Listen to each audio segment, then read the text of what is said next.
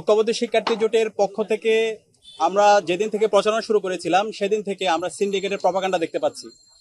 ঐক্যবদ্ধ শিক্ষার্থী জোট আমাদের পক্ষ থেকে যখন আমরা স্বপ্নের কথাগুলো বলছিলাম, শিক্ষার্থীদের ভাবনার কথা বলছিলাম, শিক্ষার্থীদের আকাঙ্ক্ষার কথা বলছিলাম, কেমন ঢাকা বিশ্ববিদ্যালয় চাই সেটা রূপরেখা আমরা দেখাচ্ছিলাম, ঠিক সেই সময়ে আমাদের যারা প্রতিদ্বন্দ্বী আছে, আমরা যাদেরকে বন্ধুপ্রতিম মনে করি, তারা প্রতিনিয়ত আমাদের বিরুদ্ধে সিন্ডিকেটের প্রপাগান্ডা শুরু করেছিল।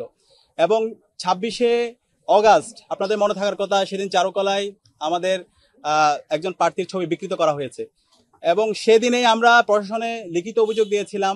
আজকে প্রায় 7 দিন হয়ে গেল, বিশ্ববিদ্যালয় প্রশাসন কোনো ধরনের ব্যবস্থা নিতে পারে নাই। এবং একই সাথে এখানে আমরা যারা প্রার্থী আছি, সকল প্রার্থীদের বিরুদ্ধে ক্রমাগত প্রপাগান্ডা। আমি আপনাদেরকে একটা কাজ দিয়েছিলাম, আমাদের ফেসবুক আইডি গুলোতে গিয়ে কমেন্ট সেকশন একটু চেক করা। সে কমেন্ট সেকশন যদি একটু চেক করেন, প্রত্যেকটা কমেন্ট সেকশন সেটা হচ্ছে বট ফোর্স চালাই। বট ফোর্স কারা চালায় সেটা আপনারা জানেন।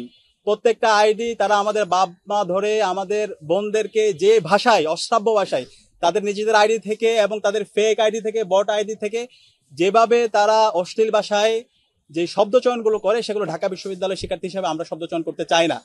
তো আমরা এই ধরনের সিন্ডিকেটের প্রপাগান্ডার প্রতিবাদ জানাই। আমরা মনে করি ঢাকা বিশ্ববিদ্যালয়ের আমরা যারা শিক্ষার্থীরা আছি, আমরা যারা প্রার্থীরা আছি, আমাদের সবাইকে দায়িত্বশীল আচরণ করা দরকার। যেটা অন্যায় সেটাকে বুক ফুলে অন্যায় বলা দরকার। কিন্তু আমরা দেখতে পাই সিলেক্টিভ প্রতিবাদ। যখন আমার বোন সাবিকুন্নাহা তামান্নার উপর যখন সাইবার বুলিং হয়, অথবা আফসানের উপর যখন সাইবার বুলিং হয়, যখন উম্মে সালমার উপর সাইবার বুলিং হয়, অথবা ফাতিমা তাসনিম জুমার উপর সাইবার বুলিং হয়, তখন ওটাকে জাস্টিফাই দেওয়া হয়, তখন তাদেরকে শিবির বলে ফ্রেমিং করা হয়। কিন্তু যখন অন্য কোনো ঘটনা হয়, ওই ঘটনা আমরাও প্রতিবাদ জানাই। সবার আগে যখন কালকে ঢাকা বিশ্ববিদ্যালয়ের যে শিক্ষার্থী, জওহলের শিক্ষার্থী একজন নারীকে যে শব্দ চয়ন করেছে, সবার আগে আমরা প্রতিবাদ জানিয়েছি।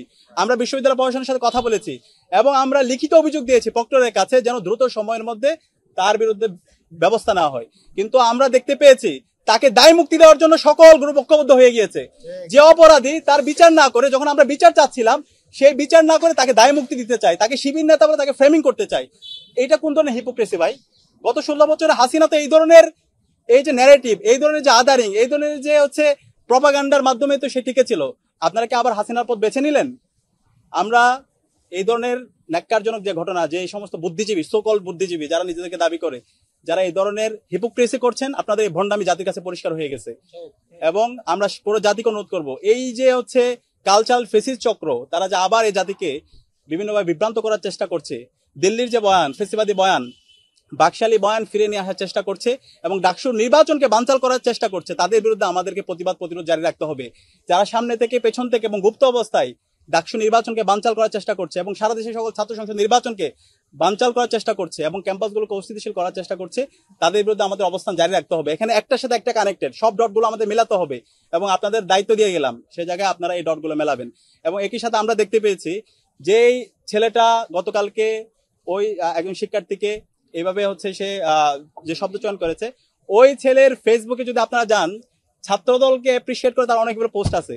তো আপনারা একটা ছবি পাইলেন সে কোন সময় কোন প্রোগ্রামে গেছে, তাহলে এই যে ছাত্রদল সংশ্লিষ্ট তার 10-এর অধিক যে পোস্ট আছে, তো এইটা দ্বারা কি প্রমাণিত হয়? সে তো অনেক অ্যাক্টিভ ছাত্রদল। তো এটার বিরুদ্ধে আপনারা কেন কথা বলছেন না? এই যে এই ধরনের ফ্রেমিং করা, ভাই আমরা এখন ডাকসু নির্বাচন করছি, আমরা প্রতিদিন কমপক্ষে 2 থেকে 3 হাজার শিক্ষার্থীর সাথে আমাদের সাক্ষাৎ, শিক্ষার্থীরা ছবি তুলে। এখন এই ছবি তোলা মানে যদি সে শিবির হয়ে যায়, তাহলে তো এটা এক ধরনের হিপোক্রেসি। এবং এই ধরনের ফ্রেমিং এর রাজনীতি, এই ধরনের ভণ্ডামি রাজনীতি আপনারা বন্ধ করেন। আপনাদের শিক্ষার্থীদেরকে নিয়ে ভাবনা, শিক্ষার্থীদেরকে নিয়ে চিন্তা, সেগুলো আমাদের জাতির সামনে নিয়ে আসেন।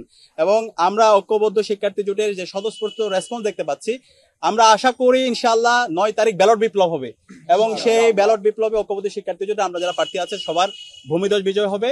এবং আমি সবাইকে অনুরোধ করবো, যত ছাত্র সংগঠন আছে, যত প্রার্থী আছে, আমরা যেন আইডিয়ার প্রতিযোগিতা করি, আমরা যেন সততার সাথে রাজনীতি করি।